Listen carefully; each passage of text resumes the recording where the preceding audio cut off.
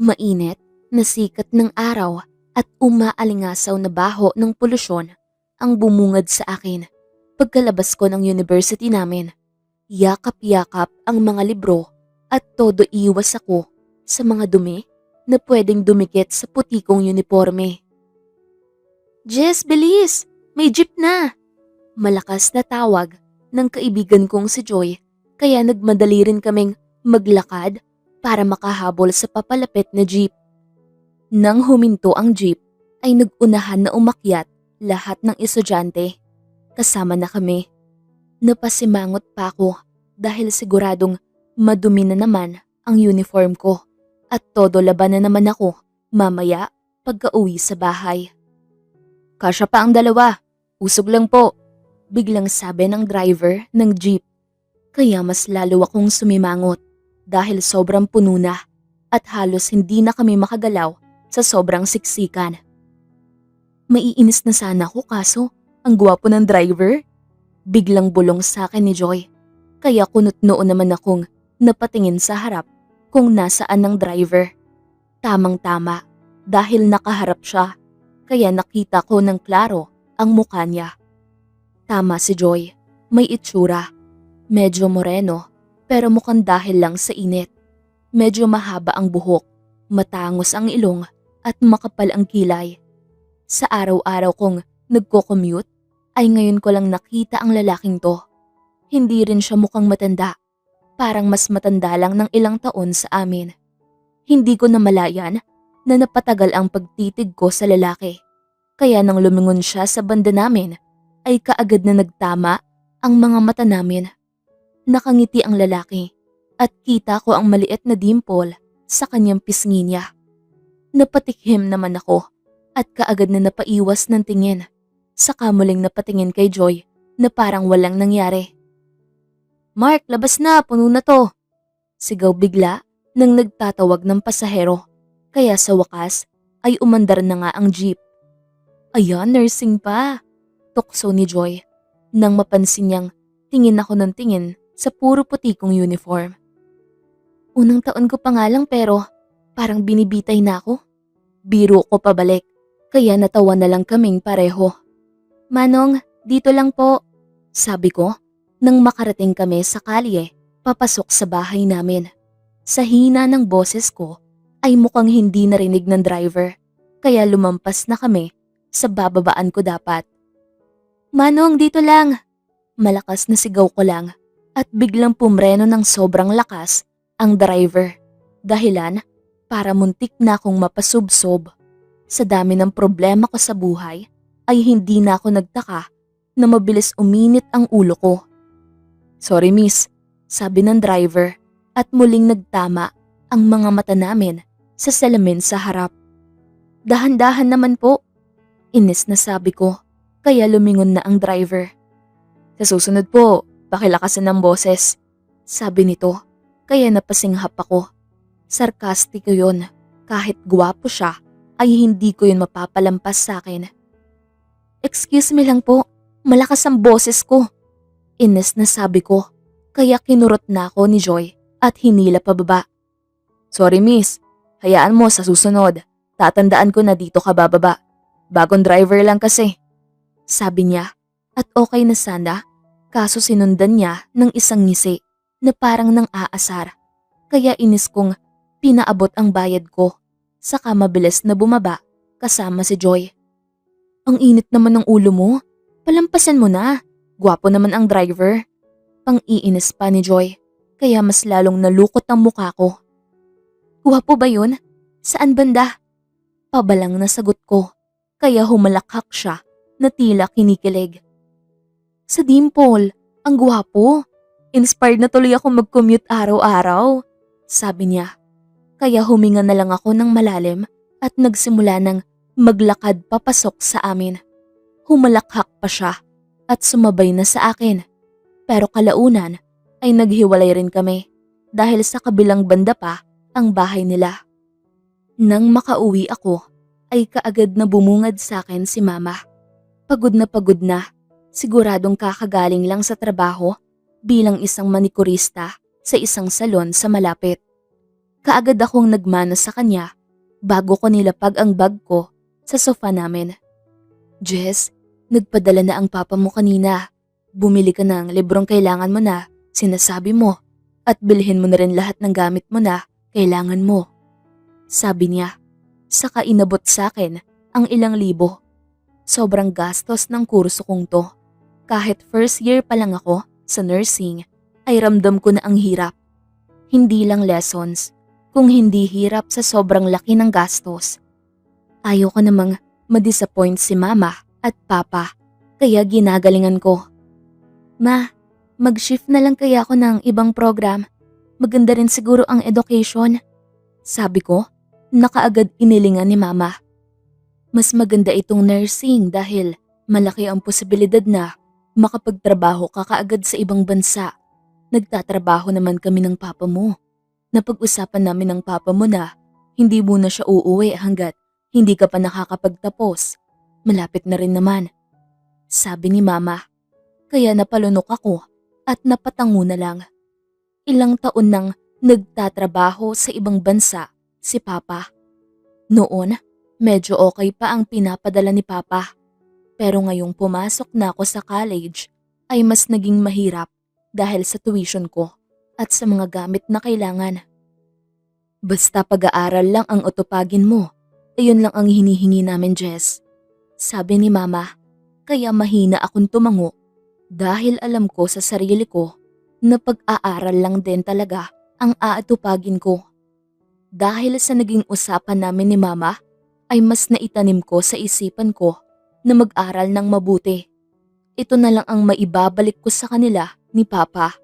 Kung hindi man mataas na grades, ay basta pasado na. Ayaw kong magbigay pa ng dagdag na problema. Kinaumagahan ay maaga akong umalis ng bahay dahil maaga rin ang pasok ko. Pinaghanda ko ni mama ng makakain at nang umalis ako ay yun din ang pag-alis niya papuntang trabaho. Habang naghihintay ako ng masasakyan at bawat minutong lumilipas ay gusto ko nang maiyak. Puro puno ang mga jeep at ayaw ko naman mag-taxi dahil sobrang mahal. Text na ng text si Joy na nandoon na sa university namin. Kung kaya ko lang lakarin ay ginawa ko na, kaso malayo. Ano ba naman to? Huwag naman ngayon please. Naiiyak na sambit ko na habang nagpapadiyak ng paa ng kaunti dahil wala talaga akong masakyan. At ilang sandali pa ay may natanaw akong isang jeep. Halos tumalon ako sa tuwa at kaagad kong pinarayon.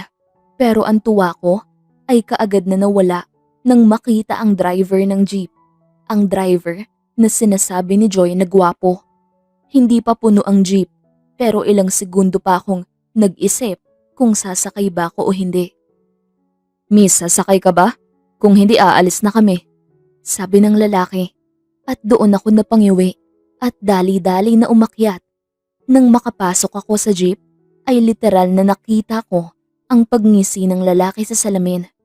Inis akong napabuntong hininga at hindi na naalis ang simangot ko hanggang sa huminto ang jeep sa tapat ng university namin.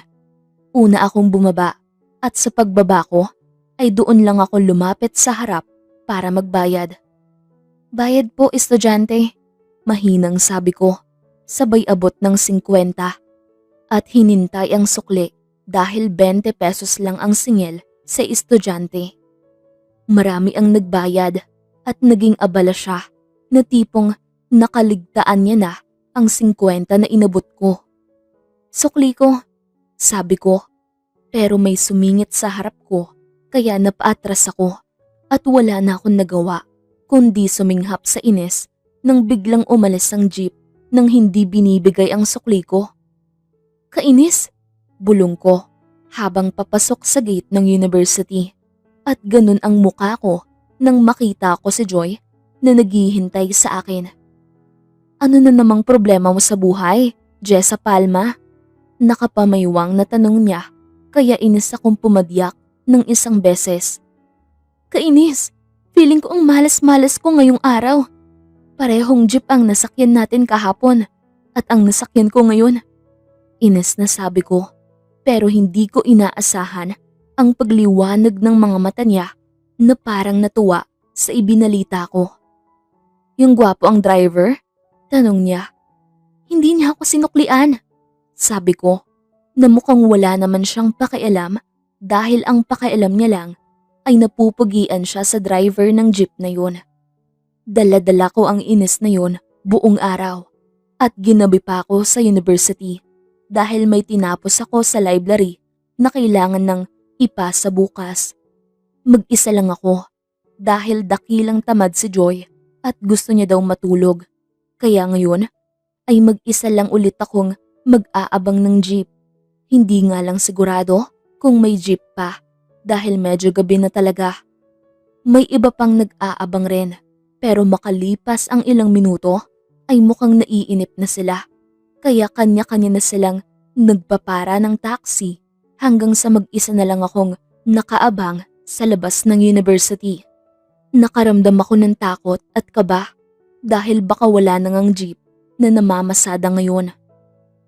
Mabilis kong binilang ang pera kong natira at nakita kong kasya naman kapag magta-taxi ako ngayong gabi. Pero nanghihinayang ako sa pera, lalo na ngayon na kailangan kong magtipid. Pero kung wala na akong pagpipilian ay wala na akong magagawa. Akmang magpapara na sana ako ng taxi nang matanaw ko ang isang pamilyar na jeep. Sa sobrang tuwa ko ay kaagad ko yun na pinara kahit pa medyo malayo. Gagarahin ako, sabi ng antipatikong driver. Nanlaki ang mga mata ko at alam kong rumihisto sa mukha ko ang takot. Malapit lang naman, baka pwede pa, sabi ko. Nangunot ang noo ng driver at ilang sandali pa ay napalunok siya bago ngumuso ng kaunti na mukhang nag-iisip. Dahil doon ay lumabas ang dimple niya. Malalim ito sa malapitan pero wala akong oras mamangha dahil wala na akong masasakyan pa uwi. At kung magtataksi ako ngayon ay siguradong wala akong baon sa susunod na araw. Sige tara, parang hindi pwedeng humindi, sabi nito at bahagyang inabot ang lock ng pinto ng front seat. Dali-dali naman akong umakyat at hindi ko mapigilang ngumiti sa saya. Mabait ka pala? Wala sa sarili kong tanong at nang rumihistro yon sa utak ko ay kaagad kong pinagsisihan pero wala na akong magagawa pa dahil nasabi ko na. Mahinang natawa ang driver kaya nilingon ko siya. Kalmado at tutok ang mga mata niya sa daan kaya nakita ko kung gaano katangos ang ilong niya.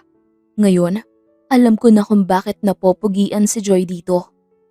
Hindi lang kita nasuklian kanina, masamang tao na kaagad ang tingin mo sa akin. Natatawang sambit niya at sandaling lumingon sa akin pero kaagad niya ring ibinalik ang tingin sa harap. Naalala mo? Tanong ko at medyo napalakas ang boses ko. Malayo na ako nang maalala ko. Tip mo na lang yon, sabi niya pa dahilan para mapangiwi ako. Struggling student po ako, sabi ko saka sa harap na lang rin tumingin at hindi na siya nilingon pa kahit muli kong narinig ang tawa niya. Po, 2 taon lang yata ang tanda ko sa'yo. Natatawang sabi niya kaya doon ko na siya tuluyang nilingon. Wala sa sarili ko siyang hinagod ng tingin. Maayos naman siyang manamit.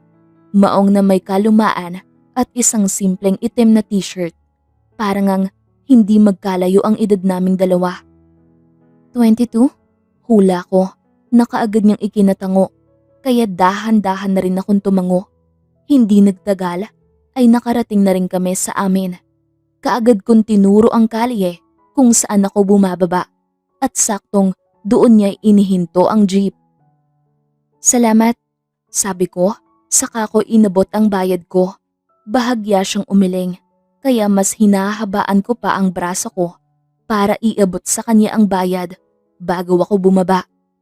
Huwag na, sobra naman ang pamasahe mo kanina, sabi niya, pero ako na mismo ang umiling. Ang katotohanan na hindi na sana siya papasada pero hinatid niya pa ako dito ay nakakahiya kung hindi ako magbabayad ngayon. Ikaw na nga ang nagsabi na tip ko na lang yun sa'yo, sabi ko at mas inabot na ang bayad. pero umiling siya lalo na tila ayaw tanggapin ang bayad ko. Napabuntong hininga na lang ako kalaunan, saka sumuko na sa pamimilit. Salamat, mahinang sabi ko, saka ako bumaba. Sa pagbaba ko ay saglit ko ulit siyang binalingan bago ako naglakad papasok sa kalye papunta sa bahay. Teka miss, tawag niya nang makatatlong hakbang ako, kaya mabilis ko siyang nilingon nang may pagtatanong sa muka. Nakita ko ang paglunok niya ng bahagya at bahagya niya ring pinasadahan ng dalawang kamay niya ang buhok niya na tila nagsisisi kung bakit niya pa ako tinawag. Pero dahil nagawa niya na, ay hindi na niya mababawi pa. Mark, Mark ang pangalan ko, ikaw? Tanong niya. Mahina ang boses niya na saktong kami lang ang nakakarinig. Bahagya ko natigilan. Pero sa biglang pag-ihip ng malamig na hangin ay natauhan ako at kaagad na napalunok. Nanunuyo ang lalamunan ko sa hindi malamang dahilan, pero nagawa ko pa rin sumagot. Jessa, pero pwede po akong tawaging Jess? Mahinang sagot ko at doon lumabas ang ngiti niya na parang nabunutan ng tinik. Ingat, yun lang ang tanging nasabi niya matapos yun. Kaya nagtataka naman akong ngumiti at tumango bago siya tuluyang tinalikuran para makauwi na ako sa bahay.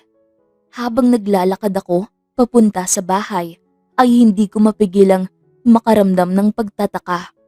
Pagtataka dahil hindi ko alam kung bakit ko binigay ang totoo kong pangalan sa lalaking yun. At normal lang ang makaramdam dapat kanina ng takot dahil ako lang ang nag-iisang pasahero. Pero hindi ko naramdaman yun. Nawala lang ang mga pagtataka at agam-agam ko nang makarating ako sa bahay. Naabutan ko si mama na nagluluto kaya mabilis akong nagmano. Ma, dapat hinintay mo na lang akong umuwi para ako na ang nagluto, sabi ko, pero umiling lang si mama. Patapos na ako dito, labhan mo na lang yung uniform mo pagkatapos kumain para may susuotin ka ulit sa susunod na araw, sabi niya. At yun nga ang ginawa ko bago ako mag-aral para sa mga subjects ko kinabukasan. Kinabukasan, dahil halos terror ang mga professor, ay maaga akong bumiyahe, kaya maaga rin akong dumating sa university. Nauna ako ng 5 minuto kay Joy at nangunot ang noo ko dahil nang matanaw ko siya na papalapit sa akin, ay kaagad kong napansin ang napakalaking ngiti niya na tila abot hanggang tenga. Jess, ang jeep na may poging driver ang nasakyan ko. Ang narinig kong Mark ang pangalan niya. Ang gwapo rin ng pangalan. Kinikilig na sabi niya at mahina pa akong pinalo kaya hindi ko na naiwasan pang matawa. Akala ko kung ano na, mas maiintindihan ko sana kung ganyan ang reaksyon mo kapag sinabi mong may nakita kang 1,000 sa daan. Natatawang sabi ko, kaya sumimangot siya. Hindi ka kasi marunong tumingin ng gwapo? Ang gwapo kaya? Sabi niya na hindi ko na pinansin. Kapag sinabi ko sa kanya ang nangyari kagabi at kapag nabanggit ko rin ang sinabi niyang poging driver ng jeep ay baka mahimatay siya sa kilig. Kaya wag na lang. Hindi ako makapaniwala na dala ni Joy ang kilig na yon hanggang sa magsimula na ang klase namin at hinayaan ko na lang. Bandang 2:00 ng hapon nang magpa siya kong umuwi dahil nagsabi ng prof namin na hindi siya papasok ngayon. Nagpa siya kong umuwi ng mag-isa dahil si Joy ay may gagawin pang activity kasama ang mga kagrupo niya at ayaw kong maghintay kaya nauna na ako. Pagkalabas ko ng university ay may pamilyar na jeep na nakahinto sa tapat. Hindi ko na kailangang makita pa kung sino ang driver dahil kilala ko na ang jeep kaya dali-dali akong sumakay. Mark, puno na, sabi ng barker. Kaya wala sa sariling napatingin ako kay Mark na nakikipagtawanan sa isang tricycle driver. 3 pa, sigaw niya at bahagya niyang hinagop ang laman ng jeep at doon nagtama ang mga mata namin. Bahagyang nawala ang tawa niya pero ilang sandali pa ay nag-iwas siya ng tingin at ngumisi. Sige, aalis na lang ako. Baka may magreklamo mamaya. Natatawang sabi niya at muling sumulyap sa akin bago tuluyang pumasok sa driver's seat. Bahagya namang tumaas ang kilay ko dahil pakiramdam ko, pinaparinggan niya ako. Kahit wala naman akong plano na magreklamo. Kahit pa sobrang siksikan ngayon. Gusto ko lang talagang umuwi at matulog kahit konti lang. Nang dumaan sa kali namin ay kusang huminto ang jeep kahit hindi ko sinasabi. Iyon ang dahilan kung bakit bahagya akong ngumiti at umiling na lang bago ko pinasuyo ang bayad ko sa katabi ko. Hindi ko magawang alisin ang kaunting ngiti na yon hanggang sa makarating ako sa bahay. Pero nang makita ko na wala sa leeg ko ang ID ko, ay agad ako nakaramdam ng taranta. Mabilis kong hinalughog ang bag ko at halos lahat ng gamit ko ay nabaligtad ko na. Kaso, hindi ko talaga mahanap. Saan ko ba yun naiwan? Naiiyak na tanong ko sa sarili ko. Siguradong hindi ako makakapasok bukas sa university kung wala akong ID. Paulit-ulit kong hinanap sa loob ng bahay. Pero ni anino nito ay wala. Pero ilang oras pa ang lumipas ay nakatanggap ako ng tawag mula sa hindi kilalang numero. Kaagad nangunot ang noo ko pero mabilis ko rin yung sinagot. Jessa Palma, naiwan mo ang ID mo. Sabi ng pamilyar na boses sa kabilang linya. Kaagad akong napasinghap sa saya at muntik ng tumalon. Tamang desisyon ang paglalagay ko ng number sa ID ko. Yes akin po. Sabi ko sa sobrang taranta. Po? Sige po, kunin mo po mamaya. Sagot niya. At kaagad kong narinig ang tila pang-aasar doon kaya napailing na lang ako. Ano bang dapat ko itawag sa'yo? Kuya? Uncle? O sir? Pairap na tanong ko at dahil doon ay mabilis akong nakarinig ng tawa. Bakit hindi na lang Mark? Sabi niya at ako naman ang natawa. Sige po Mark, saan ko po pwedeng makuha ang ID ko? Nang aasar na tanong ko rin. Hindi ko alam kung bakit ko pinapatulan ang pang-aasar nito. Pero sa loob ko ay nagpapasalamat ako dahil nakita niya ang ID ko. Wala na akong pasada ngayon, sabi niya at hindi ko alam pero nakikita ko ang mukha niyang nakangisi sa isipan ko. Pwede kitang puntahan kung nasaan ka man ngayon. Kailangan ko ang ID ko, sabi ko at doon niya sinabi ang lugar kung nasaan siya. Nang makuha ko ang lugar at pamilyar naman sa akin, ay mabilis kong ibinaba ang tawag para mapuntahan ko na siya, para makuha ko ang ID ko. Sa isang pamilyar na park niya ako pinapunta kung saan may mga nagpa-practice ng mga criminology students. Hindi ko alam kung ano ang mga ginagawa ng mga yun at hindi ko na inalam dahil nakita ko si Mark na nakaupo sa malapit na bench. Kaagad naman akong naglakad papunta sa kanya at nang makarating ako sa harapan niya ay kaagad kong nilahad ang kamay ko dahilan para tingaliin niya ako. Bakit wala kang pasada? Tanong ko at doon siya mahinang umusog. Nagdadalawang isip man ay umupo na rin ako sa tabi niya at muli kong napansin ang pagtitig niya sa mga criminology students sa malapit at may kung ano sa mga mata niya na hindi ko matukoy. Parang lungkot at inggit kaya wala sa sarili akong napatitig sa kanya ng matagal. Ilang sandali pa ay unti-unti kong nilapit ang tingin ko sa harap kung saan rin siya nakatingin. Gusto mong maging pulis? Tanong ko. Sa susunod pa, sabi niya sabay tawa at kaagad niyang inabot sa akin ang ID ko na kaagad ko ring kinuha. Bakit sa susunod pa? Tanong ko. Alam kong wala akong karapatan magtanong pero ngayong sumasagot rin naman siya ay magtatanong na lang ako ng magtatanong. Mag-iipon muna, sagot niya kaya tumango na rin ako. Hindi ko na nasundan ang tanong ko dahil tinawag niya ang isang nagbebenta ng taho. Pinanood ko lang siya habang kausap niya ang tindero at ilang sandali pa ay inabot niya sa akin ang isang baso ng taho. Di ba dapat ako ang manlilibre sa'yo dahil binalik mo ang ID ko? Tanong ko, pero tinanggap ko pa rin ang bigay niya. Hindi ganun yun, sabi niya, at nalibang na kami sa pag-uusap na medyo madilim na nang maisip kong umuwi. Pagka-uwi ko sa bahay ay nandun na si Mama. San ka galing? Akala ko kanina ka na nakauwi. Kaagad na tanong niya, kaya marahan kong ipinakita ang ID ko sa kanya. Nahulog ko kasi ang ID ko kanina. May nakakita at tinawagan ako kaya kinuha ko. Mahinang sagot ko na ikinatango niya. Ako na ang magluluto, mag-aral ka na lang sa loob, sabi niya, kaya marahan akong tumango. Nilabas ko na ang libro ko na kailangan kong aralin. Pero gustuhin ko magbasa ay hindi ko magawa. Habang nakatulala ako sa libro, ay may natanggap akong mensahe. Wala sa sariling napangiti ako nang makita ko kung sino yun. Sa susunod, ikaw naman ang manlilibre.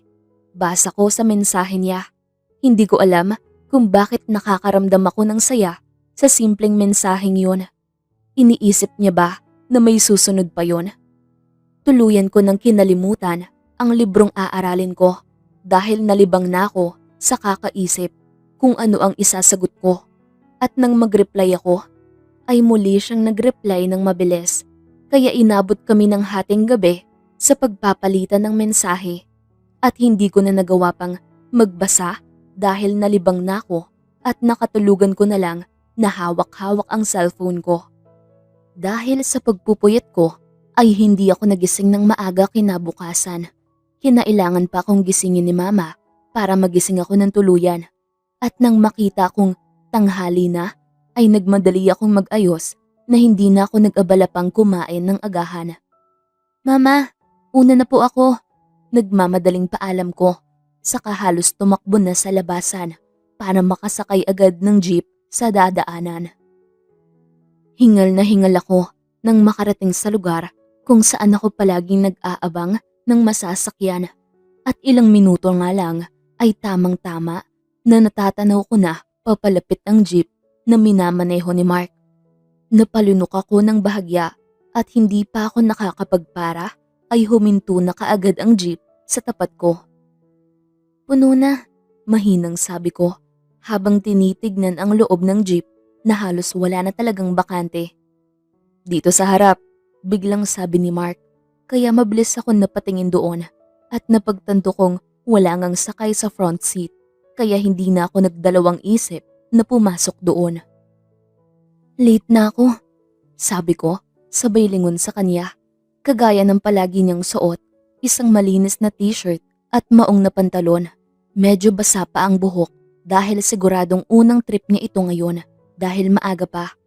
Wala sa sariling napatingin ako sa matangos niyang ilong pero hindi nagtagal yun dahil bigla siyang lumingon sa akin. Kaya napatingin ako sa harap ng mabilis. Akala ko may quiz ka, biglang tanong niya at doon ko lang ulit naalala yun. Nabanggit ko pala sa kanya kagabi na may quiz ako ngayon pero dahil nalibang ako sa pagpapalitan namin ng message kaya hindi ako nakapag-aral. Malakas akong napasinghap sa kadali-dali kong binuksan ang librong hawak ko na wala na sa isip ko. Hindi ako nakapag-aral, kabadong sambit ko at halos padaanan na ng mga mata ko lahat ng topic na posibleng lalabas sa exam namin mamaya.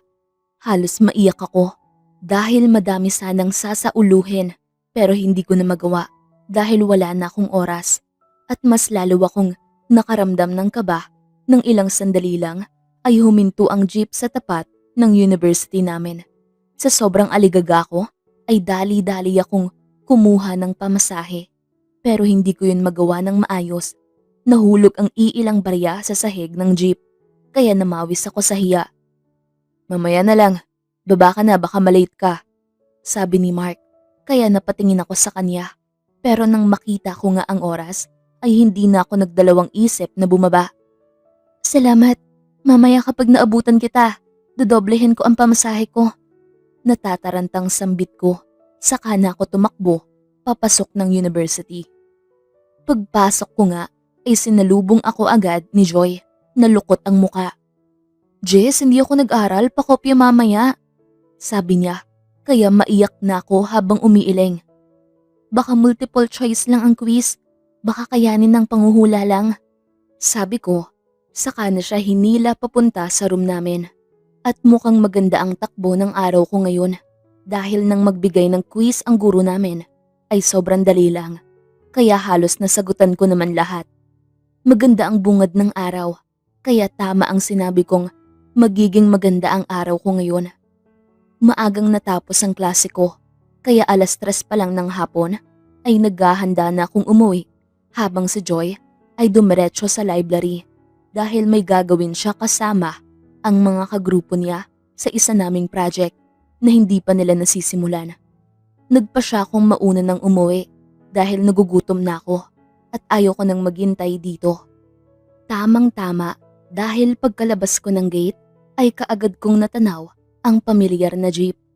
Itataas ko pa lang sana ang kamay ko para pumara. Pero bumagal na yun hanggang sa huminto sa mismong harap ko. Napangiti ako nang makita ang mukha ni Mark. At kahit bakante naman sa likuran, ay sa front seat ako lumapit at binuksan naman yun ni Mark mula sa loob. Kaya walang kahirap-hirap akong nakapasok. Tapos na ang klase? Tanong niya na casual ko ring tinanguan. At dahil maganda ang araw ko, ay hindi nawala ang ngiti sa mga labi ko na mukhang nahawaan siya, kaya napangiti rin siya. Opo, nagugutom na ako kaya uuwi na ako. Sabi ko, pero nagulat ako nang mabilis niyang inilagay sa tabi ko ang nakasupot na may lamang burger saka may soft drinks pa. Kainin mo, sobra yan kanina sa merienda ko. Sabi niya, pero hindi ako naniniwala dahil mukhang kakabili lang ng burger at hindi pa bukas ang soft drinks. Ha? Hindi na. Sa'yo to eh. Sabi ko, pero umiling lang siya. Kainin mo na. Kawawa ka naman. Baka mas lalo kang mamayat. May nurse bang payat? Paano mo mabubuhat ang pasyente niyan? Tanong niya na sinundan pa niya ng tawa. Kaya napangiwi ako at nakatingin sa braso ko. Hindi ako payat. Sabi ko, pero tumawa lang siya lalo. Dahilan para mas lalong lumabas ang dimple niya. Payat ka, kaya kainin mo na yan. Sabi niya. Saka napatingin ako sa supot at ilang sandali pa ay napabuntong hininga ko. Saka ko kinuha ang burger at unti-unting kinain. Nang makagat ko ang burger ay doon ko napatunayan na gutom talaga ako. Babayaran ko, sabi ko nang maubos ko ang pagkain na dapat ay sa kanya. Hindi siya sumagot at nagpatuloy lang sa pagmamaneho hanggang sa huminto yun sa crossing kung saan ako palaging bumababa. Kaagad akong kumuha ng pera para sa pamasahe at sinabay ko ang pamasahe ko kaninang umaga, pati na rin ang pagkain. Nang inabot ko yun sa kanya, ay nangunot agad ang noon niya. Bakit sobra-sobra? Tanong niya, pero nagkibit balikat lang ako, saka ako na binigay ang lahat ng yun sa kanya. Saka bumaba para hindi na siya makaangal pa. Jess! Tawag niya pa. Pero hindi ko na siya nilingon at tuloy-tuloy akong naglakad papasok sa amin. Dala ang magandang pakiramdam na hatid sa akin ng magandang araw na to. Sa sumunod na araw ay yun pa rin ang nangyari. Jeep na minamaneho ni Mark ang nasakyan ko sa umaga at sa harap ulit ako umupo. Sobrang binigay mo kahapon, kaagad na sabi niya. Kaya bahagyang nangunot ang noo ko bago ako umiling. Tama lang yun, sabi ko at kaagad kong inabot sa kanya ang pamasahe ko ngayon kahit malayo pa ang university namin. Inilingan niya yon at nagpatuloy lang siya sa pagsukli sa isang pasaherong bumaba. Dagdag mo na lang yan sa baon mo, sabi niya at napalunok ako doon dahil tila iba yun sa pandinig ko. Hindi naman tama na hindi ako magbayad ngayon, sabi ko pero kaagad din niyang pinutol ang pagsasalita ko. Yung binayad mo nga kahapon, sobra yon, sabi niya, pero pinilit ko pa rin ang pamasahe ko. Pero wala talaga siyang balak na kunin yon. Kaya nang makarating kami sa tapat ng university, ay wala na akong nagawa kung hindi bumaba na lang. at mukhang nasayahan pa siya dahil natawa siya nang makita ang busangot kong muka. Wala akong pasada mamaya dahil may pupuntahan ako. Sana wag kang gabihin, sabi niya at tila may init na bumalot sa puso ko dahil doon. Tunog pang aasar pero tila may lihim na mensahe na hindi ko matukoy. Nang umalis na ang jeep ay doon ko lang napansin na nagwawala na pala ang puso ko. Sobrang nagwawala kaya nang makapasok ako sa university ay tulala ako.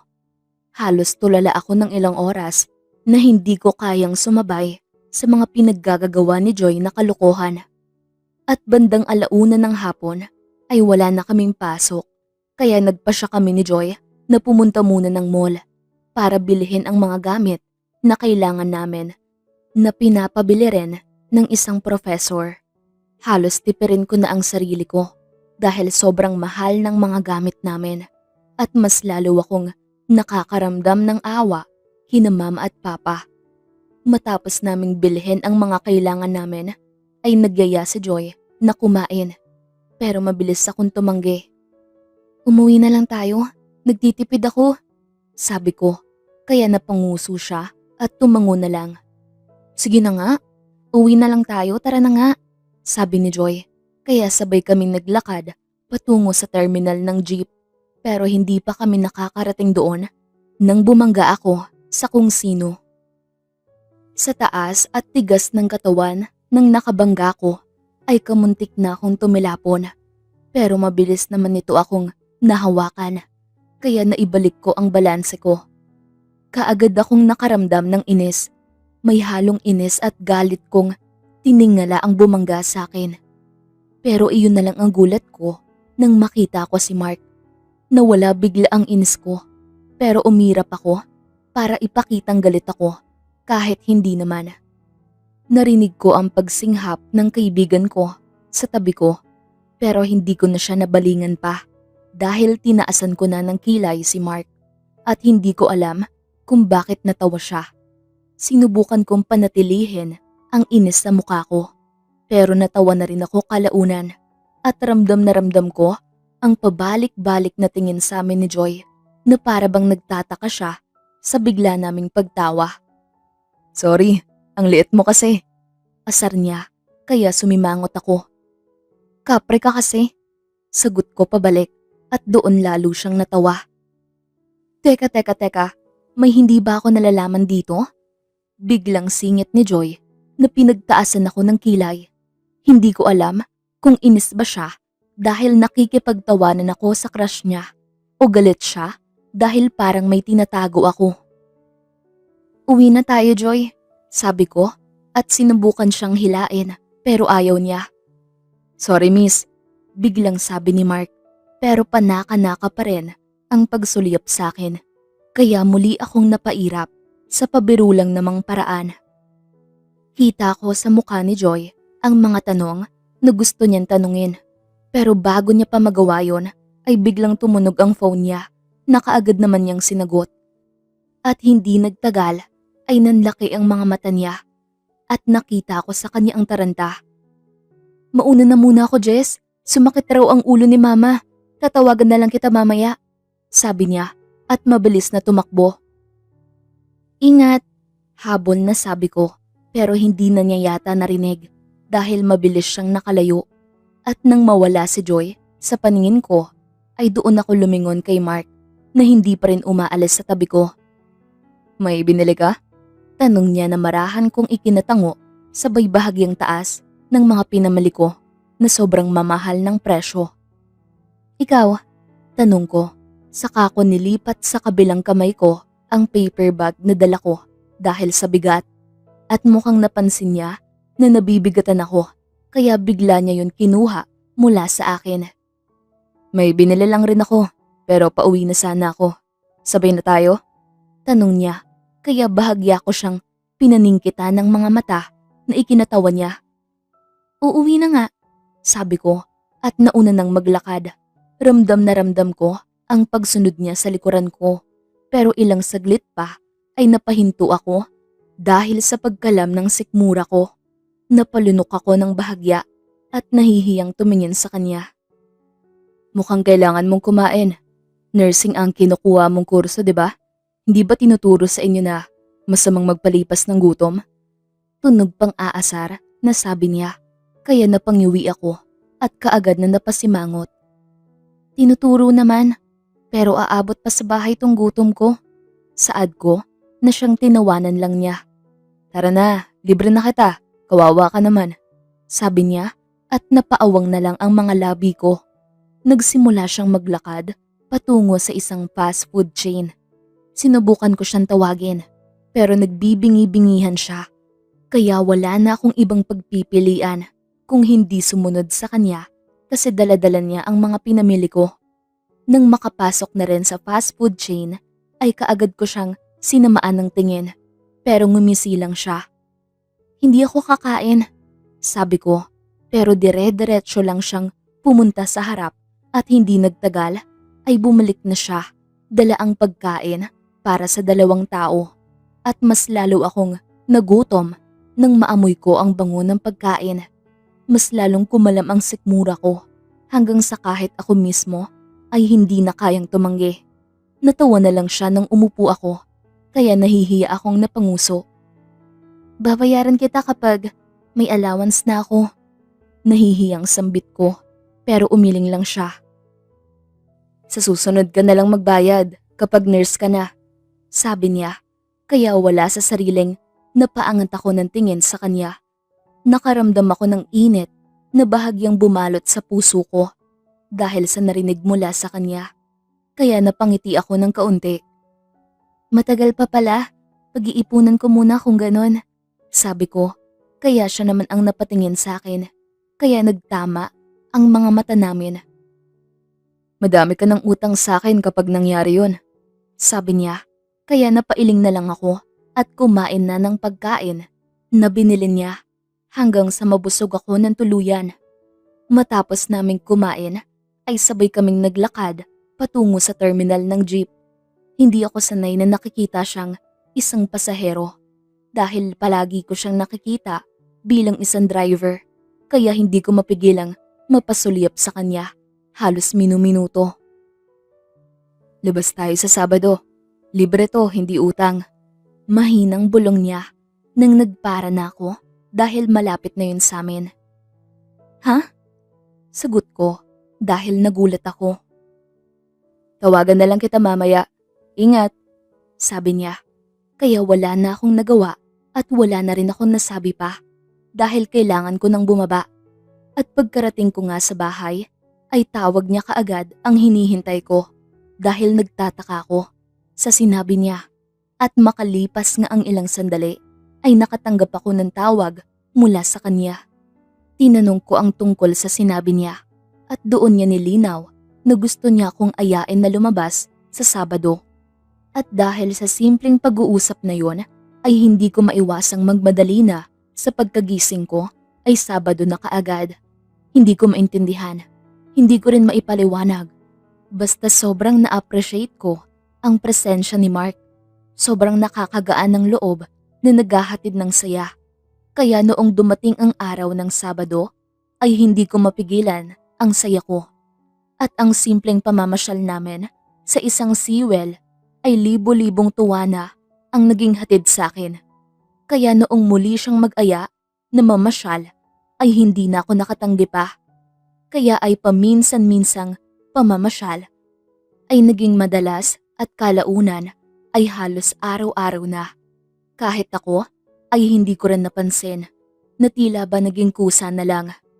Hindi ko rin natago kay Joy kaya gulat na gulat siya at parang nagtatampo rin dahil naunahan ko daw. Pero alam ko namang nagbibiro lang siya, kaya dinadaan ko na lang sa tawa. Bagay kayo ni Mark, biglang sabi ni Joy. Habang nag-aabang kami ng jeep, sasagot na sana ako. Pero bigla kong namataan ang pamilyar na jeep na papalapit. Kaya imbes na sumagot pa ako kay Joy, ay napatitig na lang ako sa jeep hanggang sa tuluyan itong huminto sa tapat namin. Bahagyang nilipad ang buhok ko at kaagad kong nginitian si Mark sa loob na nagbubukas na ng pinto sa front seat. Tila ba alam na alam niya na naghihintay ako ngayon dito kaya nireserba niya ang upuan sa harap para sa akin. O sus! Tukso ni Joy. At pabiro niya pa akong tinulak kaya natawa ko bago umakyat. Gustong gusto ko ang ganitong simpleng buhay. Kontento na at masaya naman. Pero alam kong hindi dapat ganito. Pero hindi ko mapigilang sumaya na para akong isang ibon na ngayon lang nakawala sa hawla. Ang saya-saya ko sa tuwing magkasama kami ni Mark. Minsan, dinadahilan ko pa kay mama na may importante akong bibilhin sa pag-aaral ko para lang makipagkita kay Mark. Alam kong mali, pero hindi ko maramdaman ang pagsisisi dahil ang pakikipagkita ko sa kanya ang nagbibigay ng saya sa akin. Hindi ko maintindihan, pero ang saya-saya ko. Naging komportable ako sa kanya. Naging masayahin ako na hindi ko na naiisip ang mga problema ko. Para na lang akong nakalutang sa alapaap sa sobrang gaan ng pakiramdam ko. At dahil yon sa tulong niya. Maganda sigurong kombinasyon ang nurse at police sa tingin mo? Tanong niya isang araw habang naglalakad kami sa park na palagi naming pinapasyalan. Natawa ko kaagad dahil tunong panunukso ang tanong niya. Ayaw mo siguro? Biro ko, kaya nanliit ang mga mata niya. Bakit? Guru ka ba? Diretsyong balik niya. Saka binalik ang tingin sa dinadaanan namin habang pilit na tinatago ang ngiti. At ilang sandali pa ay unti-unti kong naramdaman ang kamay niyang unti-unting gumagapang patungo sa kamay ko. Hinayaan ko yon hanggang sa tuluyan ko nang maramdaman ang mga daliri niya sa pagitan ng mga daliri ko. At yun lang ang ayos namin habang patuloy kami sa paglalakad sa buong park. Wala ni isang bumitaw at yun ang dahilan kung bakit sobrang bilis ng tibok ng puso ko. Nawili ako sa ganung ayos kaya nang makita ko ang seryoso at nanlilisik na mga mata ni mama sa hindi kalayuan ay natigilan ako. Tahimik lang si Mark sa tabi ko at hindi niya nakita si mama. Ako naman ay kaagad na pinagpawisan ng malamig.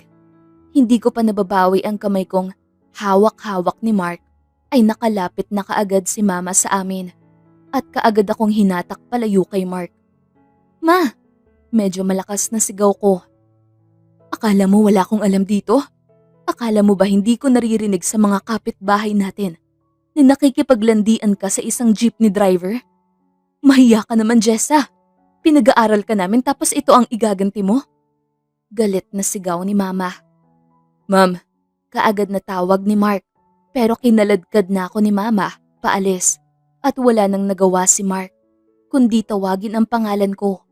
Pero wala rin yung nagawa dahil hindi nagpaawat si mama hanggang sa nakauwi kami sa bahay. Galit na galit siya at kumukuyom ang kamao. Alam mo bang nagkasakit ang papa mo sa ibang bansa? Walang-wala na tayo. Tapos malalaman ko na isang jeepney driver ang kasintahan mo? Sigaw ni mama na puno ng galit at doon bumuhos ang masagana kong mga luha. Ma, mabuti siyang tao. Hindi ko natapos ang sasabihin ko dahil kaagad akong nakatanggap ng sampal mula sa kanya. Wala kang utang na loob. Kumakayod kami ng sobra-sobra para sa'yo. Tapos ito ang kapalit? Anong gusto mo? Gusto mong lumandi na lang? Hindi ako nakasagot sa mga sigaw ni mama. Puro mga hikbi lang ang lumalabas sa bibig ko at doon ko naisip ang mga sinabi niya. Nagkasakit si papa sa ibang bansa. Walang-wala kami. Kaya bakit ako nakakaramdam ng saya? Parang ngayon lang mali na ang sumaya. Akala ko, kinabukasan ay magiging maayos na. Pero pagkagising ko, ay naabutan ko na si mama na sobrang aligaga at namumugto ang mga mata na para bang kakagaling lang niya sa pag-iyak. Ma, anong nangyari? Kabadong tanong ko. Uuwi tayo kaagad sa probinsya ngayon. Uuwi na ang papa mo at doon natin siya hihintayin. Doon ka na mag-aaral ulit. Walang-wala na tayo. Halos 2,000 na lang ang pera ko ngayon, Jess. Naiiyak na sambit ni mama. Kaya natulala na lang ako. Sa puntong to, alam kong kailangan ko nang sundin si mama at kailangan kong gumawa ng mga bagay na hindi magbibigay sa kanya ng problema. Sobrang bilis ng mga nangyari. Natagpuan ko na agad ang sarili ko na nakatulala sakay ng isang bus. Biglaan ang pag-uwi namin kaya wala akong sinabihan. Walang nakakaalam maliban sa mga professors ko na isa-isa kong pinadalhan ng mensahe. Si Mark, wala siyang alam, pati na si Joy. Bigla akong napangiti ng malungkot. Baka hindi ang buhay na gusto ko ang para sa akin. Baka iba ang kapalaran ko. Pero sana maayos naman. Sana maging maayos kami. Nang makauwi kami sa probinsya, ay nilinis kaagad namin ni Mama ang lumang bahay nila dati noon dito na wala nang nakatira. Dito na kami titira at hindi na kami babalik sa syudad. Hindi na ako bata para hindi maintindihan ang lahat. Pero ang sakit-sakit ng mga nangyari para sa akin. Pero wala akong magagawa. Isang linggo ang nakalipas nang makauwi kami sa probinsya ay nagpa siya kong kontakin si Joy. Ibinalita ko sa kanya na umuwi ako ng probinsya at kung maaari ay huwag niya munang ipagsabi lalo na kay Mark. At sobrang saya ko dahil suportado niya ako. Mas lalo kaming naghirap. Umuwi si Papa at wala kaming kahit anong ipon. Kaya ang maliit na lupa sa likod ng bahay ay ginamit namin para taniman ng mga gulay. At yun ang kaunting pinagkakakitaan namin. Isang taon akong huminto sa pag-aaral dahil hinintay kong makaahon muna kami kahit kaunti. At makalipas ang isang taon, nakita kong medyo malakas na si Papa at medyo maayos na kami. Kaya nagpa siya kong magpatuloy. Mabuti na lang at may libreng kolehiyo dito sa amin. Kaya hindi na kailangan pa ng malaking pera. Ipinagpatuloy ko ang kurso ko na hindi ko pinuputol ang kontak ko kay Joy. Wala na rin akong balita pa sa iba. Ang importante na lang sa akin ngayon ay matulungan sina Mama at Papa. Wala na kaming ibang pag-asa pa kung hindi ako na lang. Kaya kailangan kong magsumikap. Nakagraduate ako ng may mataas na marka. Nag-take rin ako ng review at board exam sa kabilang probinsya at nakapasa ko. Kaya nakuha rin kaagad ako sa isang public hospital sa probinsya namin. Maayos ang sahod pero gusto naming ituloy ang balak namin noon na lalabas ako ng bansa. Iyon rin ang gusto ko. Kaya nang tawagan ako ni Joy na isa na ring nurse ngayon na may nahanap siyang kumpanya na pwedeng magpasok sa amin sa ospital sa ibang bansa, ay hindi na ako nagdalawang isip pang lumuwas. Ayaw kong sayangin ang oportunidad. Gusto kong maahon si Mama at Papa sa hirap. Gusto kong makabawi at maibalik lahat ng mga sakripisyo ni Mama at Papa dahil nakita ko kung paano sila nahirapan. Dahil wala na kaming bahay sa Maynila, ay nakisuyo ako kay Joy na hanapan niya ako ng maliit lang na apartment na rerentahan. Ayaw ko namang makitira sa kanila dahil nahihiya ako sa mga magulang niya. Kaya mas mabuting magrenta na lang ako para mabudget ko ang perang dala ko. Ang ganda mo, ang puti mo. Maganda ba ang hangin sa probinsya? Manghang tanong niya habang hinahagod ako ng tingin mula ulo hanggang paa. Maganda ka rin naman, sagot ko, pero sumimangot lang siya. Hindi, iba ang ganda mo, saka ang sexy mo pa. Paano ba yan? Tanong niya, kaya natawa na lang ako, saka umiling ng pabiro. Wala, kawalan lang ng pera ang sekreto. Biro ko ulit, kaya inis niya akong hinampas, kaya natawa na lang ako lalo. Hinatid niya ako sa apartment na nakita niya para sa akin. At tamang-tama lang ang laki para sa akin.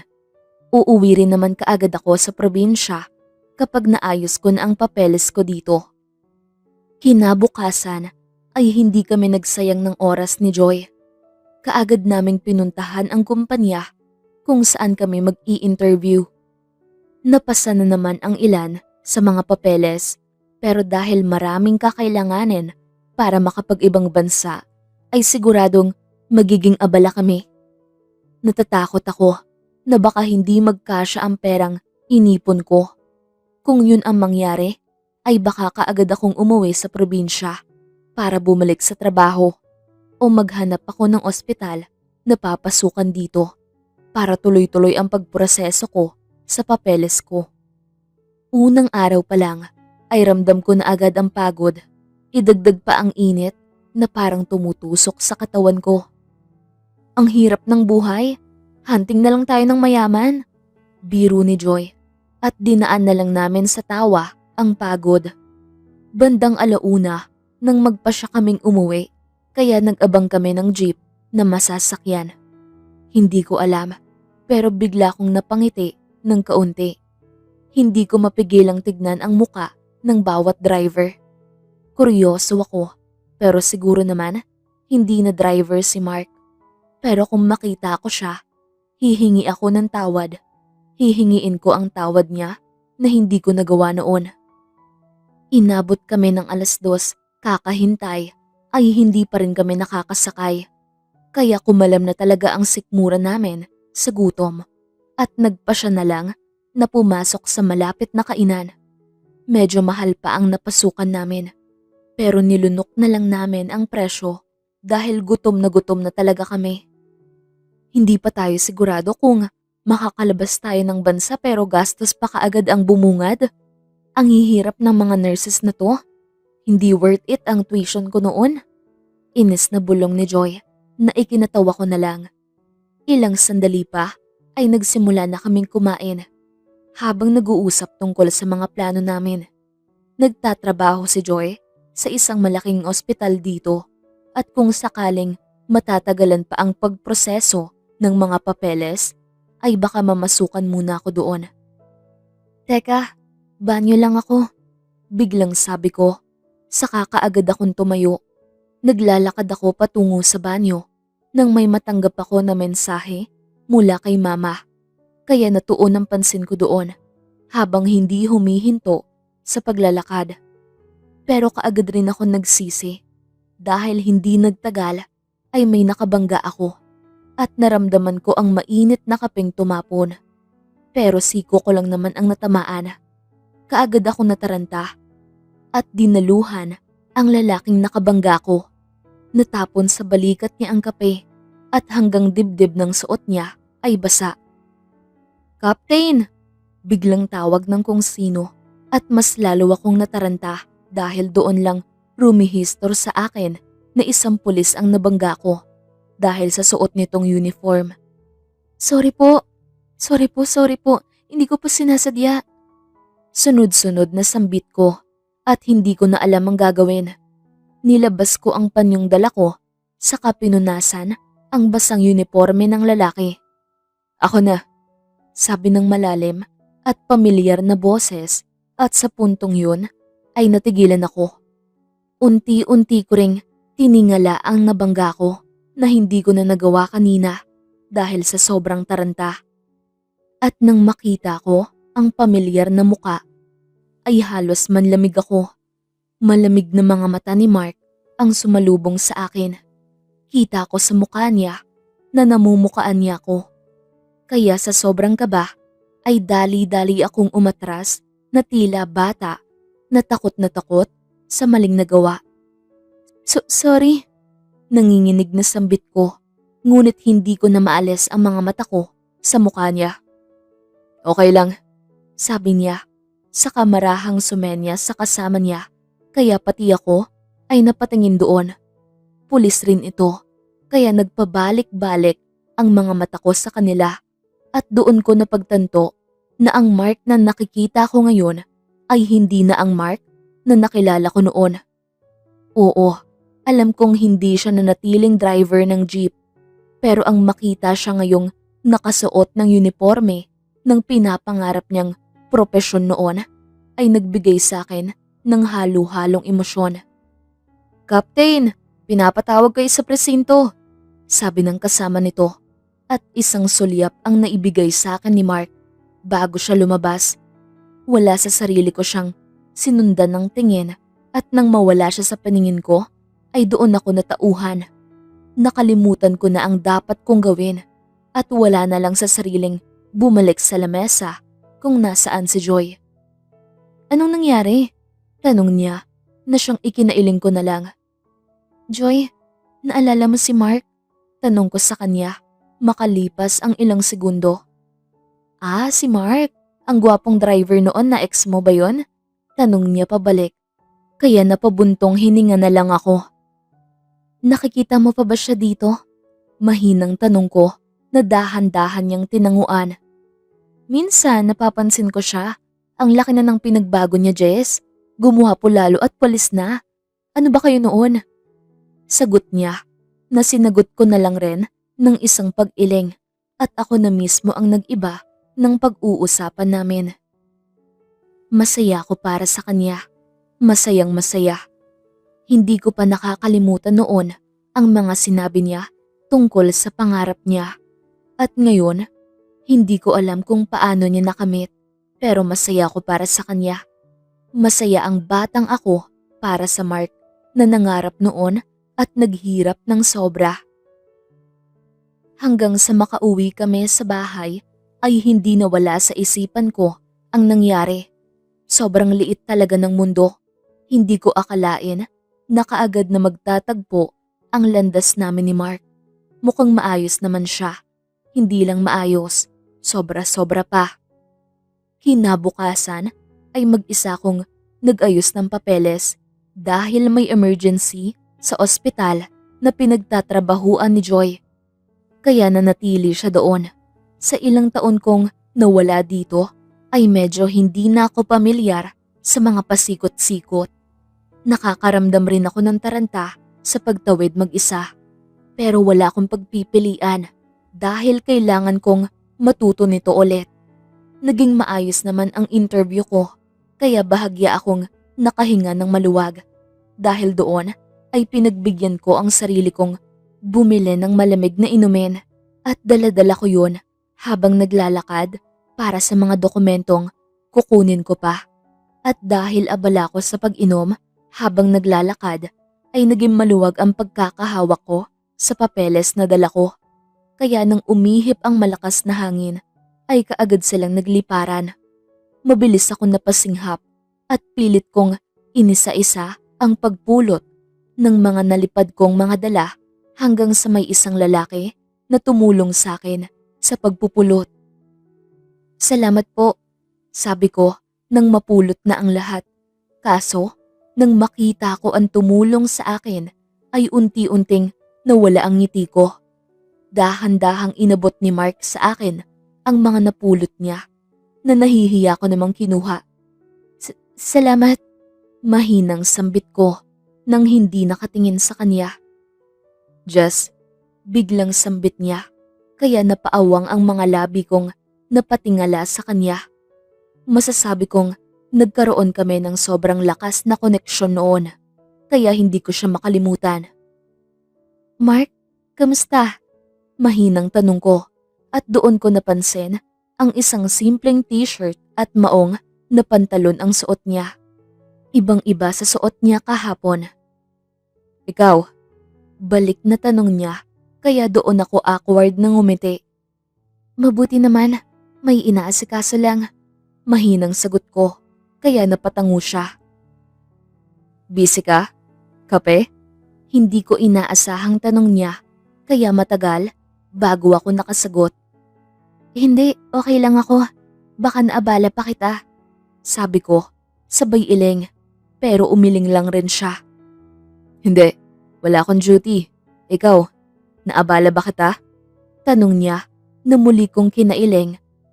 Kaya marahan siyang tumango saka tinuro ang malapit na coffee shop na hindi na kaya ng budget ko. "Hindi na, okay lang ako." Pagtanggi ko ulit. Pero tinitigan niya ako na parang binabasa niya ang laman ng utak ko kaya bigla akong nanginig. Ilang taon yun, Jess? Hindi ka man lang babawi? Biglang tanong niya, kaya napalunok ako. Saka nag-iwas ng tingin. Wala na akong nagawa nang magsimula siyang maglakad patungo sa coffee shop. Sumunod na lang ako nang walang kahit anong sinasabi. Siya ang bumili ng kape at mga mamahalin na pagkain para sa aming dalawa. Habang ako, tahimik lang. Wala rin akong masabi. Kaya nakayuko lang ako. Gusto kong manghingi ng tawad dahil hindi naging maganda ang huli naming pagkikita noon. Pero walang salitang lumalabas sa bibig ko. Kailan ka bumalik? Iyon ang unang tanong niya, kaya marahan kong sinalubong ang mga mata niya. Nandun pa rin ang mga mabait na aura niya. Mas lalong tumangkad at bahagyang naging moreno. Pero ang dimple niya ay kitang-kita pa rin. Ngayong natitigan ko siya sa malapitan ay napagtanto kong nangungulila pa rin pala ako sa kanya. Naging mabuti siyang kaibigan. Noong nakaraang araw lang, may inaasikaso kasi. Kamusta ka na? Sorry pala sa nangyari noon. Sa wakas ay nasabi ko rin. Binigyan ko siya ng marahan ng ngiti, pero ang pagtiim lang ng bagang ang isinukli niya. Maayos naman ako, sagot niya. Nakikita ko nga, sabi ko, saka tumango. Hindi ko na ulit alam ang sasabihin ko, kaya natahimik na ako matapos yun. Pareho kaming natahimik at ramdam na ramdam ko ang awkward na hangin na bumabalot sa amin, kaya panay ang galaw ko. Wala rin akong ginalaw sa mga binili niya dahil nahihiya ako. Ang gusto ko lang sana ngayon ay umalis na, kaso ayaw ko namang maging bastos. Kainin mo, huwag ka mag-alala, hindi ako naniningil ng utang, sabi niya. At doon, bahagya akong natigilan, pero kalaunan ay hindi ko napigilan ang tawa dahil na rin sa mga naalala ko. May utang pa pala ako sa'yo noon. Magkano nga yun? Tanong ko at doon ko nakita ang pamilyar ng ngiti sa kanya na hindi ko alam. Nagugustuhin ko pala ulit na makita. Nilagyan ko ng interes. Medyo malaki-laki na. Sambit niya pabalik. Kaya nanlaki ang mga mata ko. Doon siya lalong ngumiti. Kaya mas lalong nakita ang malalim niyang dimple. Napanguso na lang ako. Saka nag-iwas ng tingin. At makalipas ang ilang minuto ay binalik ko ang tingin ko sa kanya. At naabutan ko siyang nakatitig sa akin na parang may malalim na iniisip. Pero totoo, masaya ko para sa'yo. Nakangiting sabi ko. Bahagya siyang napangisi. Salamat, mahinang sabi niya. At doon na ako nagpaalam na umalis kahit wala akong ginalaw man lang sa binili niya. Hinailangan kong magdahilan na may importante akong kukunin kahit wala naman dahil sobrang bigat sa pakiramdam na makasama siya. May hiya at sakit sa dibdib ko dahil sa kanya, kaya mas mabuti pang umalis na ako. Diretso akong umuwi sa apartment ko matapos yun at natulala na lang ako pagkarating ko. Hindi ko akalain si Mark yun. Sadyang nag-iba na talaga siya. Para siyang tala na ang hirap-hirap abutin. Wala sa sariling napangiti na lang ako. Saka nagpa siyang alisin na yon lahat sa utak ko para mapanatag na rin ako. Pero sadyang pinaglalaroan yata ako ng tadhana dahil nang lumabas ako kinabukasan para muling asikasuhin ang mga kakailanganin ko ay muli kong nakita si Mark. Nakasuot siya ng uniforme niya pero parang wala siya sa trabaho. Mabilis akong yumuko dahil dadaan mismo ako sa gilid niya. Kaya may posibilidad na hindi niya ako mapansin. Pero nagkakamali ako. Dahil hindi pa ako nakakalapit ay mukhang napansin na kaagad ako ni Mark. Mag-iiba sana ako ng daan pero hindi ko na nagawa dahil nagsimula siyang maglakad palapit sa akin. Magandang umaga, aligagang sabi ko. Saka sinubukan ko siyang lampasan pero hinarang niya ako nang may kunot ang noo. May pupuntahan ka? Tanong niya na mabilis kong ikinatango. Oo, may ipapasa ko. Mauna na ako. Sabi ko, sabay ngiti ng medyo awkward at sinubukan siyang lampasan. Pero sa pagkakataong ito ay hindi niya ako hinarangan. Hinawakan niya ang palapulsuhan ko para pigilan ako sa pag-alis, kaya dumaan ng konting inis sa mukha ko. Dahilan para bahagya siyang magtaas ng kilay. Iniiwasan mo ba ako? Diretsyong tanong niya, kaya nanliit ang mga mata ko at hindi na naiwasan ang pag-irap. Iniiwasan? Hindi, dahil may gagawin ako. Kaya please, Mark, bitawan mo ko. Ngayon lang tayo nagkita ulit matapos ang ilang taon. Malay ko ba kung may asawa ka na? Sabi ko at doon siya natawa. Nakaramdam ako ng hiya dahil sa mga sinabi ko, pero mas lumamang na ang inis dahil sa pagtawa niya. Asawa? Tanong niya, kaya huminga ako ng malalim. Aalis na ako, sabi ko, pero hindi niya ako hinayaang umalis. Sa tingin mo sa akin, may asawa? Halika nga, sabi niya at bigla akong hinila patungo sa tabi na medyo tago. Nanlaki ang mga mata ko nang isandal niya ako sa pader at kinulong sa pagitan ng mga braso niya. Nanuyo ang lalamunan ko sa kaba at nanginig ang buo kong katawan at ramdam na ramdam ko rin na tila ba may kuryenteng dumadaloy sa ugat ko. Alam mo ba kung anong ginawa ko ng mga nagdaang taon? Nagtrabaho ako at nag-aral ng mabuti dahil naitanim ko sa isipan ko ang mga sinabi ng mama mo noon. At paano ako mag-aasawa kung hinihintay kita? Diretsyong tanong niya gamit ang seryosong boses. Nanginig ang mga labi ko at nawalan ako ng salitang sasabihin. Naging blanko rin ang utak ko at hindi ako makagalaw habang nakatitig lang sa kanya. Nawala ka bigla nang walang paalam. Inabot ko ang pangarap ko ng mabilis para libangin ang sarili ko.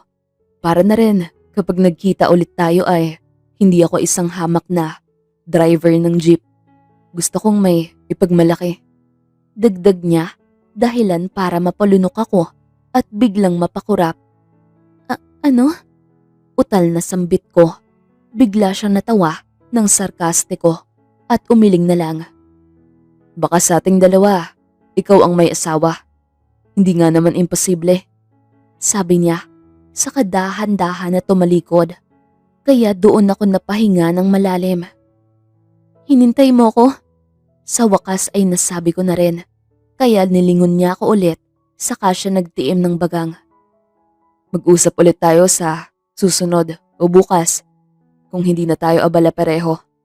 Sabi niya, pero saka na siya naglakad palayo na tila kinukontrol niya ang sarili niya. Ako naman ay wala sa sariling sumunod at hindi pa rin makapaniwala sa mga narinig. Wala sa sarili akong naglakad ng dire-diretso at hindi ko na siya nilingon pa. Pero paulit-ulit ko naririnig sa isipan ko ang mga sinabi niya. Gusto kong maiyak at gusto ko siyang tanungin ng napakarami. Gusto kong klaruhin ang lahat. Bakit niya ako hinintay? Anong sinasabi niyang hinintay niya ako? Sa sobrang dami ng iniisip ko, ay hindi ko napigilan ang pagkwento ng lahat kay Joy. At tulad ko ay gulat na gulat rin siya, pero may halong pagkamangha. Wow! Iyon lang ang naging komento niya, kaya napabuntong hininga ko. Sa mga sumunod na araw, ay hindi ko nakasalubong si Mark na hindi ko alam kung ipagpapasalamat ko ba o hindi. Kung magkikita kami, ay hindi ko alam ang sasabihin ko. Pero ngayong hindi kami nagkikita, ay hindi ko pa rin siya natatanong sa mga sinabi niya noong isang araw. Nagpa siya rin akong sumubok sa pinagtatrabahuan ni Joy dahil medyo matagal-tagal pa ang pagproseso ng mga papeles namin. At hindi rin ako pwedeng umuwi dahil kailangan ako mismo dito ang mag-ayos, kaya mas mabuti pang magtrabaho ako. Kaagad akong natanggap kasi kulang na kulang talaga ngayon ang mga nurses. Kaya halos oras-oras at minu-minuto ay kasama ko na si Joy. Night shift kaming parehas, kaya madalas ay madaling araw ang labas namin. Kain muna tayo saglit, sa convenience store lang. Pagod na ako sobra. Reklamo ko nang makalabas kami sa ospital dahil nananakit na ang katawan ko at gusto ko na lang matulog mamaya kapag nakauwi na ako. Kaagad naman siyang tumango, saka naglakad patungo sa malapit na convenience store. Para akong zombie na naglalakad, kaya hindi ko na napapansin ang mga nakasalubong ko hanggang sa may biglang humawak sa palapulsuhan ko, dahilan para mapatalon ako sa gulat. Mark? Gulat na tanong ko nang makita ko siya. Parang bigla akong nagising. Mark? Sabi rin ni Joy na nasa tabi ko. Tinignan ako ni Mark mula ulo hanggang paa at nang makita ang suot ko ay unti-unti niya akong binitawan. May trabaho kayo? Tanong niya, pero sa akin nakatingin kaya tumango na ako at hindi ko pa napigilan ang paghikab dahil sa antok. Oo, bibili lang ng pagkain saglit at uuwi na. Si Joy ang sumagot para sa aming dalawa. Tumango si Mark pero hindi niya inalis ang tingin niya sa akin. Kaya huminga ako ng malalim. Saka na dumiretso sa loob para bumili. Nanatili siya sa labas at nang makalabas kami ay nasa labas pa rin siya. Hatid ko na kayo, sabi niya. Tatanggi sana ako. Kaso, mabilis namang tumango si Joy at wala na akong nagawa nang pumasok siya sa kotseng tinuro ni Mark. Napabuntong hininga na lang ako, saka sumunod. Sa harap ako umupo habang si Joy ay nasa likuran. Tuluyan nang nawala ang antok ko at purong kaba na lang ang natira. Ang layo-layo ni Mark. Kahit magkatabi kami ngayon ay para bang ang layo-layo niya. Parang nawala na rin ang antok ni Joy dahil salita siya ng salita at nasabi na niya lahat kay Mark ng pinagkakaabalahan namin ngayon. Balak niya palang magtrabaho sa ibang bansa, sabi ni Mark. Saka ako bahagyang sinulyapan. Napatikhim na lang ako at pinanatili ko lang ang tingin sa daan. Si Joy lang ang maingay sa loob ng kotse. Kaya nang bumaba siya, ay halos mapuno kami ng awkwardness. Ganitong oras palagi ang out nyo? Tanong niya. Oo, pero marami pa namang sasakyan. Maganda nga kasi walang traffic, sabi ko at doon ko na rin itinuro ang address ng apartment ko. Hindi ako makapaniwala na magkasama kami ngayon. Parang tulad lang noon, pero ibang-iba na. Kung noon jeep na pinapasada niya ang lagi naming sinasakyan, ngayon ay kotse na niya. Totoong masaya ko para sa kanya.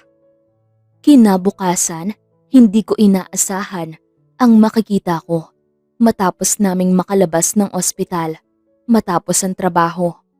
Si Mark na nakasandal sa kotse niya at nakasuot ng jacket na tila may hinihintay.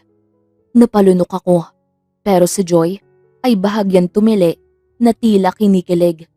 Kaya nakuha namin ang atensyon ni Mark, dahilan para mapaayos siya ng tayo. Tapos na ang trabaho niyo? Tanong niya kaagad na marahan kong ikinatango. May kilala kang na ospital? Mahinang tanong ko na kaagad niyang inilingan. Hatid ko na kayo pa uwi, sabi niya, kaya napakurap ako. Haba ng hair ng friend ko, pang-aasar ni Joy. At ang paghahatid sa amin ni Mark, pauwi galing sa trabaho, ay naging araw-araw na. Dahan-dahan ko ulit naramdaman ang kakomportablehan na naramdaman ko rin noon sa kanya. Minsan pa, kapag sinusundo si Joy ng papa niya, ay kaming dalawa lang ni Mark ang magkasama. At minsan, humihinto pa kami sa bukas na kainan para kumain. At yun ang patuloy na nangyari sa mga sunod pang mga araw hanggang sa naging linggo na. Unti-unti na ulit naming nabubuksan ang mga sarili namin para sa isa't isa. Sinabi mo na Hinintay mo ko. Bakit? Tanong ko habang nasa loob kami ng kotse niya. Kaming dalawa lang at dahan-dahan siyang nagmamaneho habang ako ay tulala lang. Gusto kita. Diretsyong sagot niya at doon nagwala ang puso ko. Wala akong maisagot kaya ilang sandali pa ay may sinabi ulit siya. Mali. Mahal pala kita. Aaminin kong nagalit ako dahil umalis ka bigla ng walang paalam. Pero para rin akong namulat doon para mas lalo kong iporsige na abutin ang gusto ko. Gusto kong bumagay sa'yo. Sabi niya at doon namuo ang luha sa mga mata ko. Alam mong tanggap kita noon. Nanginginig na sabi ko. Pero natawa lang siya saka umiling. Tama ang mama mo noon. Walang-wala ako. Kaya kung papalarin man ngayon, may mukha na akong ihaharap sa kanya. Sabi niya, kaya huminga ako ng malalim. Mark, hindi ito ang habol ko. Sabi ko, saka siya nilingon. Pero ito ang gusto kong ibigay sa'yo. Sinserong sabi niya at doon ko naramdaman na tila napuno ang puso ko ng kasiyahan. Hindi mababaw ang meron kami dati. Bata pa ako, pero tandang-tanda ko yun. Mark, sigurado ka ba? Tanong ko, pero ngumiti lang siya ng matamis. Ikaw ang dapat na siguraduhin ko. Sagot niya kalaunan, kaya wala sa sarili akong ngumiti. At sobrang bilis ng mga pangyayari. Dahil matapos ang araw na yon, ay halos hindi na kami mapaghiwalay. Iniisip ko ang tungkol sa pag-apply ko sa ibang bansa. Kung sakaling magkasundo kami ni Mark, ay maiiwan ko siya. Parang hindi ko kaya. Hindi ko alam. Nagpatuloy ang mga araw na trabaho lang yata ang makakapaghiwalay sa amin. Kung noon, hinahatid lang niya ako pauwi. Ngayon naman, ay hatid sundo niya na ako. Hindi ko maiwasang maging masaya. Hindi ako makapaniwala. Iisang lalaki lang. Nahulog ako sa kanya noon. Pero mas nahulog lang ako sa kanya ngayon. Gusto kong subukan. Gustong-gusto kong subukan. Kaya hindi ko pinigilan ang sarili ko. Bawat pagdapat ng palad niya sa palad ko ay buong-buo ko yun tinatanggap. Bawat yakap niya ay buong-buo kong sinusuklian. Bawat ngiti niya ay buong puso kong nginitian pabalik. Lahat ng halik niya ay buong puso kong isinasa puso. Sa una, pakiramdam ko sobrang bilis. Pero sa totoo, sobrang bagal namin. Ilang taon ang nasayang, kaya pareho naming sinusulit ang panahon. Hindi ko alam na pwede pala maging ganito kasaya. Hindi ko tinago kay mama at papa at buong puso kong ipinakilala sa tawag ni Mark. Nakilala siya ni mama at wala itong sinabi. Kita ko sa mga mata nila ang tuwa.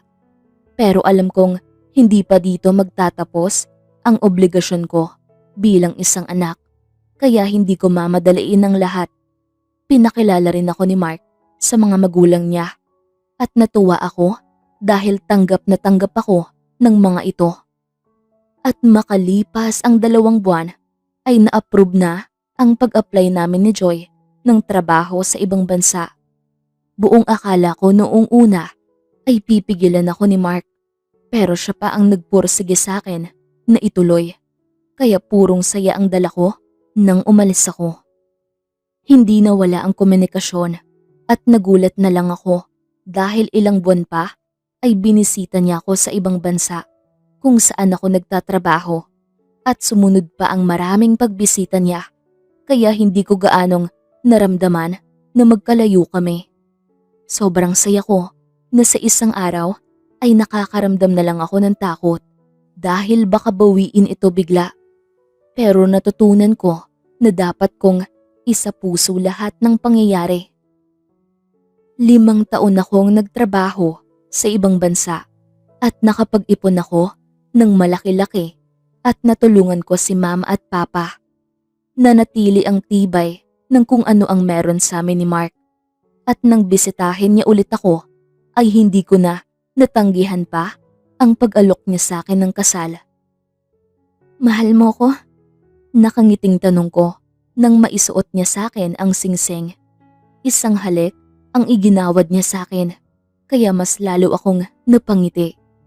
Ako, mahal mo? Tanong niya pabalik na ikinatawa ko. Mahal kita, Captain Mark Tagle, sabi ko, at ang isinagot niya sa akin ay isang matamis na halik na kapwa naming hindi pinutol. Hinayaan namin ang isa't isa na matikman ang kasiyahan dahil alam naming pareho na sa altar kami dadalhin ng pagmamahalan naming ito. Umuwi ako ng probinsya dahil doon para formal na ipakilala si Mark sa mga magulang ko.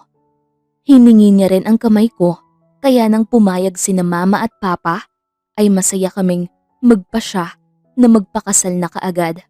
At sa paglalakad ko patungo sa altar kung saan siya naghihintay, ay daladala ko ang munting supling na bunga ng pagmamahalan namin na naging dahilan para mas lalo kaming hindi paghiwalayin. Tama nga sila. Ang pagmamahal ay may pangalawang pagkakataon. Hindi man kami nagtagumpay noong una, pero sa pangalawa ay nakamit na namin ang kasiyahan na gusto namin.